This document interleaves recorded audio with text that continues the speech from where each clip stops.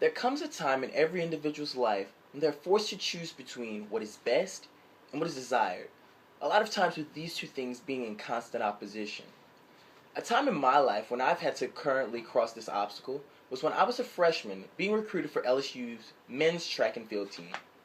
Now, being recruited to one of the top 5 track and field schools in the nation, I knew that there were certain characteristics about myself that I'd have to change in order to be able to compete at a certain degree. Now, the first thing that I zoned on was my horrible dietary habits and my carefree eating habits. Ladies and gentlemen, we're gathered here today to commemorate the separation of me and the loss of one of the loves of my life, Taco Bell's chicken quesadillas. Now, you may be asking, what is it that can make such potentially artery-clogging delicacies so freaking delicious?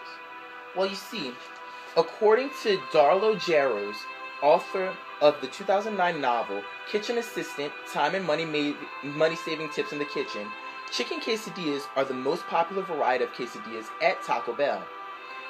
They initially were a promotional item, but soon joined steak quesadillas on the permanent menu. With that being said, chicken quesadillas are fairly easy to make.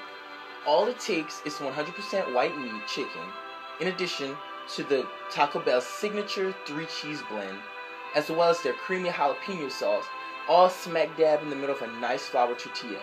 This tortilla is then slit and cooked onto a flat oven baked goods. Now, now you may be asking, how can such a delicious item be so freaking evil? Well, according to Paula Johansson, author of the 2008 novel Processed Foods, well embedded within these cheesy layers are 520 calories, 28 grams of fat, and 28 grams of protein. Now, this translates to more than 40% of the daily calorie count for women and 30% of the daily calorie count for men.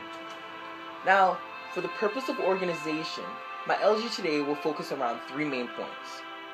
First off, professional athletes eat fast foods sparingly. Second, eating a lot of fast foods can lead to detrimental health effects. And lastly, if we are able to moderate our consumption of fast foods, we can in turn transpire these healthful habits to generations to come, ultimately creating us to be better athletes as well as healthier individuals. Now for my first point, most professional track athletes eat little to no fast foods. This is because most of their diets of professional track athletes are very strict when it comes to regulating the amount of nutrients that needs to be in the body in order for these athletes to compete to the best of their ability. Now, the recommended allowance, or RDA, for men is 15 milligrams of zinc per day, and for women 12 milligrams of zinc per day.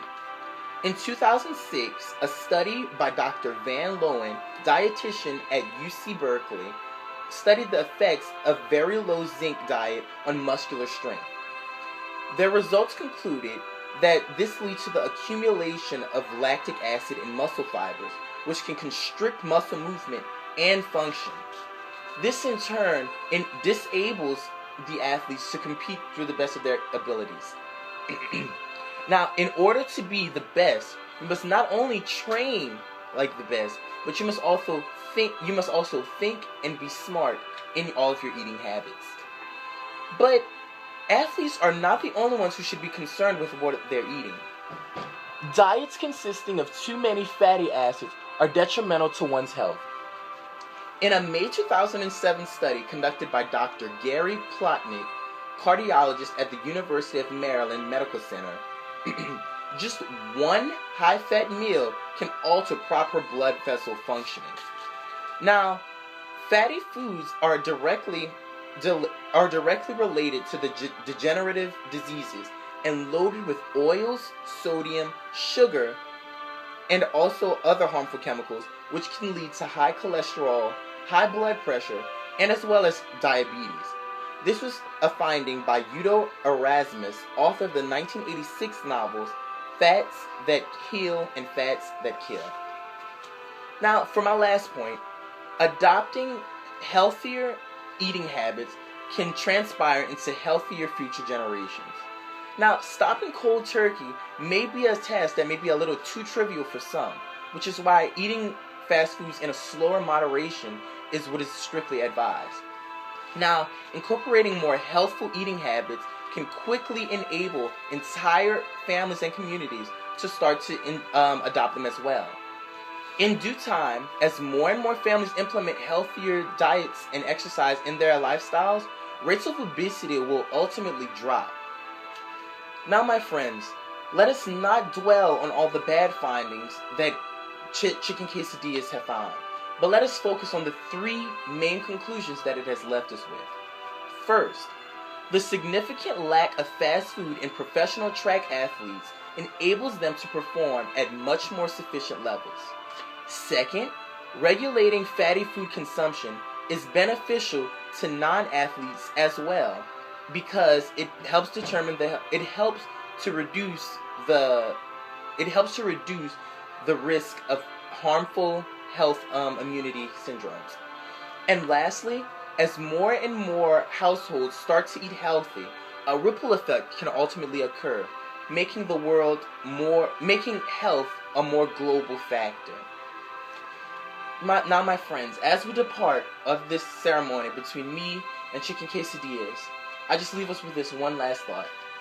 Let us not cry because it's over, but rather let us smile because it happened. Thank you.